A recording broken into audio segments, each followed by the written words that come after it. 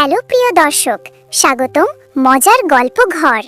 একটা ছোট্ট অনুরোধ, আমাদের এই মজার গল্প ঘর পেজটাকে ফলো করে রাখুন আর ইউটিউবে সাবস্ক্রাইব করে দিন।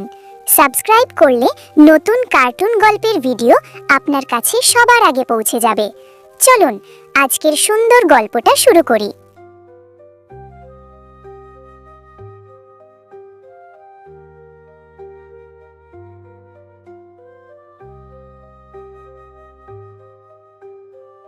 ভোরের আলো তখনও ঠিকমতো ফুটে ওঠেনি।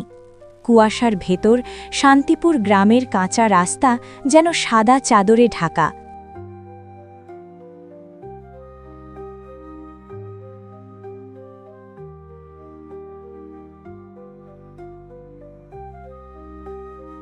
টিনের চালের ঘরটার ভেতরে বসে আছে কমলা দেবী।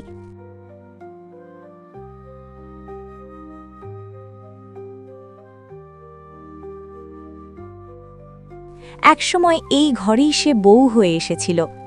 লাজুক মুখ, কপালে টাটকা সিঁদুর, হাতে শাখা পলা।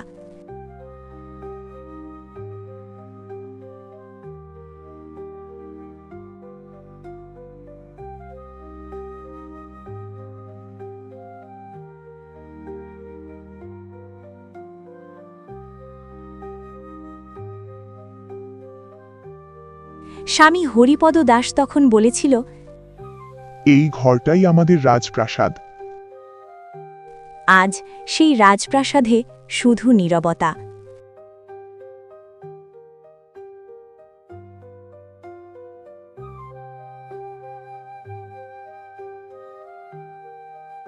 দশ বছর আগে একটা সকাল সব কিছু কেড়ে নিয়েছিল। হরিপদ বাজারে গিয়েছিল চাল আনতে।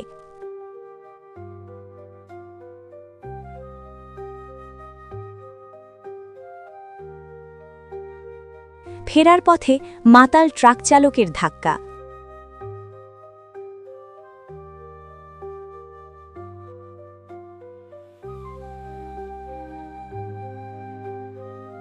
লোকজন বলেছিল ও আর বাঁচবে না।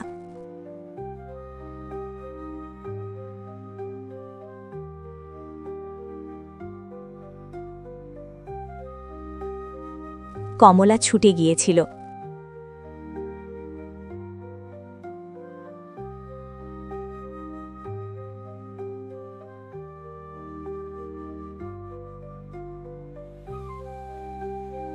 রক্তে ভেজা স্বামীর হাত ধরে শুধু বলেছিল, আমি আছি গো, চোখ খোলো। কিন্তু চোখ আর খোলেনি। সেদিন চিতার আগুন নিভে গিয়েছিল, কিন্তু কমলার জীবনে আগুন তখনই জ্বলে উঠেছিল।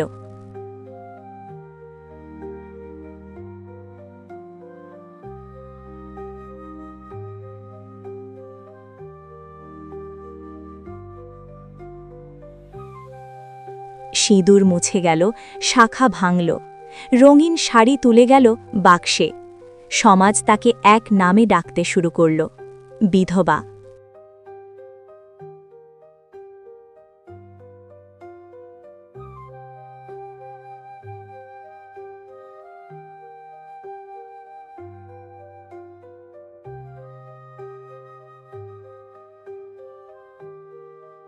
আর সেই নামটারই তার পরিচয় হয়ে গেল।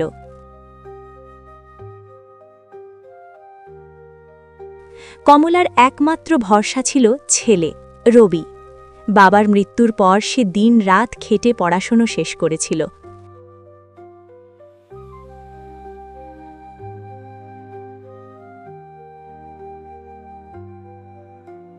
কমলা ভাবত, আমার কষ্ট সার্থক। রবি শহরে চাকরি পায়,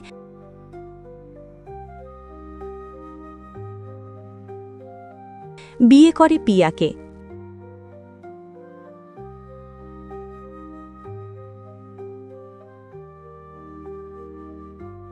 বউ আসার প্রথম কদিন সব ঠিক ছিল, কিন্তু ধীরে ধীরে কমলার অস্তিত্ব ছোট হতে থাকে।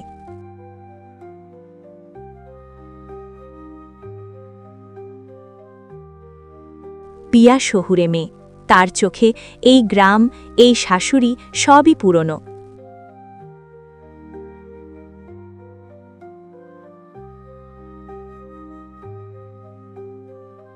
এত পুরনো নিয়ম মানেন কিভাবে? কমলা চুপ থাকে। সে শিখেছে বিধবার সবচেয়ে বড় অলংকার নীরবতা।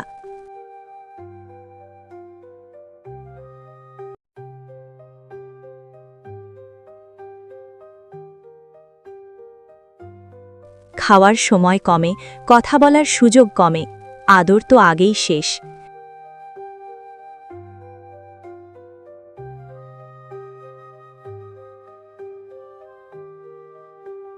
রবি মাঝে মধ্যে বলে, মা, বুঝে নাও। এই বুঝে নাও শব্দটাই কমলার বুকের ভেতর কাঁটার মতো বিঁধে থাকে।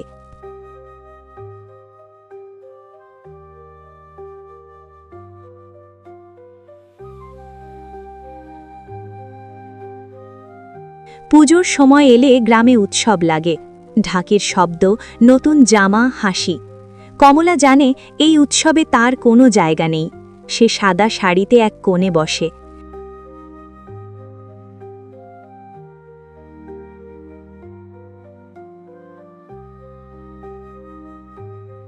একদিন পাড়ার এক মেয়ে ফিসফিস করে বলে, ওই যে বিধবা, সামনে এলে নাকি অমঙ্গল।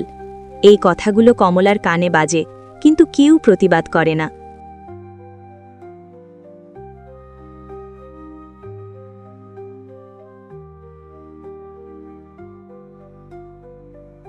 পিয়া একদিন সোজাসুজি বলে, পিয়া, পুজোর দিনে সামনে আসবেন না মা, লোকজন কি ভাববে? এই কথায় কমলার ভেতরে কিছু একটা ভেঙে যায়।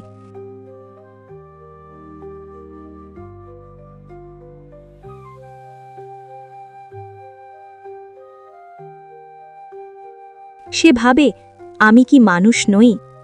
সেই রাতেই রবি কথা তোলে।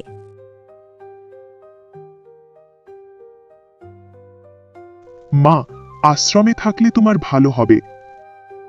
একটা বাক্য, একটা সিদ্ধান্ত, একটা জীবনের শেষ অধ্যায় শুরু। কমলা কিছু বলে না।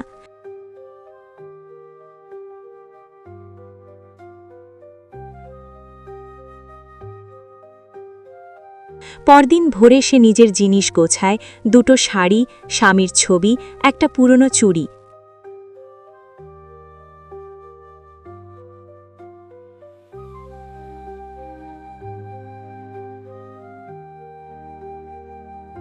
বেরোনোর সময় ঘরের দিকে তাকিয়ে ভাবে, এই ঘরেই আমি মা হয়েছিলাম, কিন্তু ঘরটা আর তার নয়।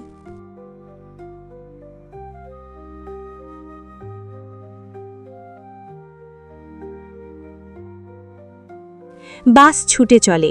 জানালার বাইরে গাছ, মাঠ, নদী সব পেছনে পড়ে যায়।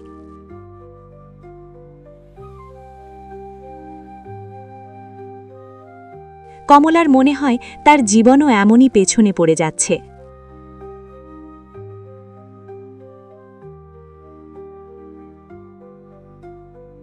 আশ্রমের নাম শেষ আশ্রয়।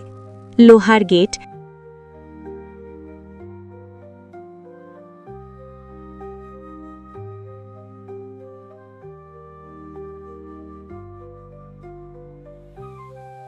ভেতরে ঢুকতেই নীরবতা।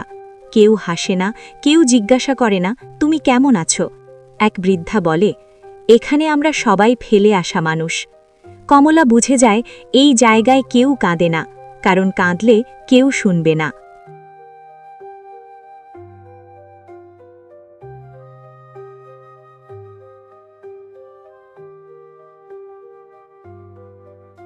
দিন যায়, রাত আসে। খাবার একরকম, জীবন একরকম। কেউ সকালে ছেলের অপেক্ষায় বসে, কেউ মেয়ের ফোনের আশায়।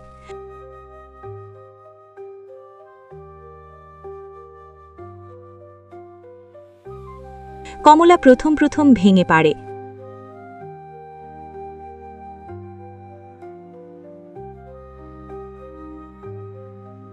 রাতে স্বামীর ছবি বুকে নিয়ে কাঁদে।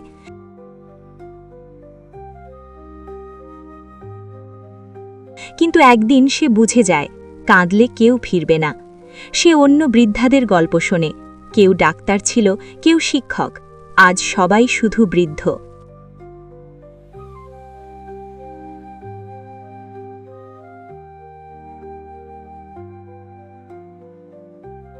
একদিন আশ্রমে আসে স্বেচ্ছাসেবী দল। তাদের মধ্যে মধুমিতা।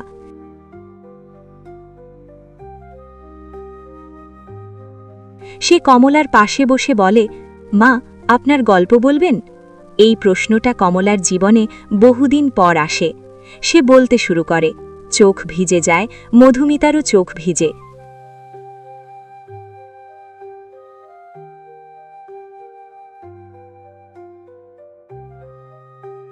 মধুমিতা ভিডিও করে, মানুষ দেখে, ভিডিও ভাইরাল হয়। রবি ভিডিও দেখে কেঁপে ওঠে। সে ছুটে আসে আশ্রমে।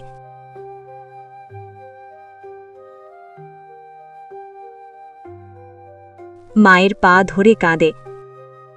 মা, আমাকে ক্ষমা করো মা। আমি তোকে ক্ষমা করেছি বাবা, কিন্তু নিজেকে কি করেছিস? রবি বোঝে সব ফিরে পাওয়া যায় না।